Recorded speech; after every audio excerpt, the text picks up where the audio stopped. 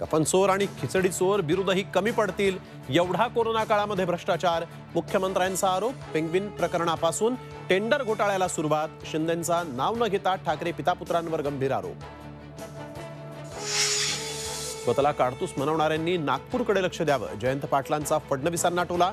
तर मी मुख्यमंत्री झाल्यानंतर विरोधकांचं नागपूरवर विशेष प्रेम, फडणवीसांचा प्रतिटोला. जातीय जनगणनेला विरोध करून आरएसएसनं महाराष्ट्रातलं आरक्षण संपवण्याचा घाट घातला. नाना पटोलेंचा आरोप. तर जनमताचा विचार करून निर्णय घेणार. रेशीमबागेमध्ये अभिवादनानंतर मुख्यमंत्र्यांची सावध प्रतिक्रिया. राज्यातल्या दूध उत्पादकांना प्रतिलिटर 5 रुपये अनुदान.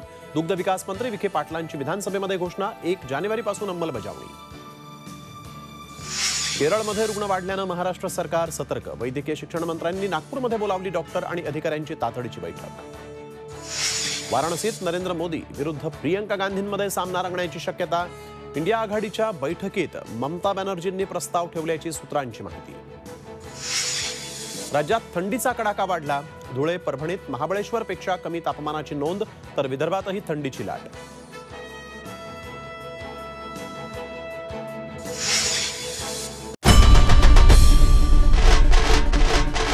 आई भवानीचा गजर म्हणजे झी 24